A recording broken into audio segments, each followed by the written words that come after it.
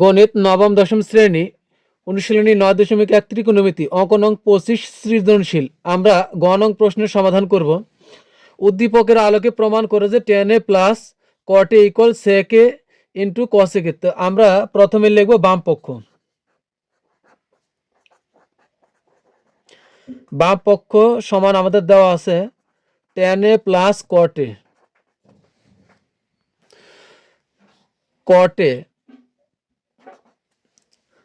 তা আমরা জানি sin a ভাগ cos a সমান হলো tan a। sin a ভাগ cos a সমান হলো tan a প্লাস এর প্লাস। আবার আমরা জানি cos a divided sin a সমান হলো cot a। তা আমরা এখানে লসাগু করব। নিচে লসাগু করলে হবে আমাদের cos a into sin a। আমরা যদি cos a দ্বারা cos a into sin a দ্বারা এখানে ভাগ করি তাহলে cos a মিলে যাবে, cos a বাদ।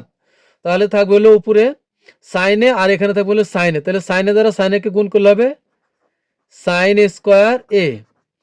একইভাবে আমরা এখানে sin a কে যদি cos a into sin a দ্বারা ভাগ করি তাহলে sin a মিলে যাবে। তাহলে sin a বাদ থাকবে হলো cos a আর এখানে থাকবে cos a গুণ করলে হবে cos স্কয়ার a।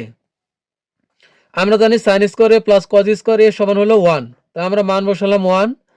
এখন নিচে থেকে cos a into sin a, cos a into sin a।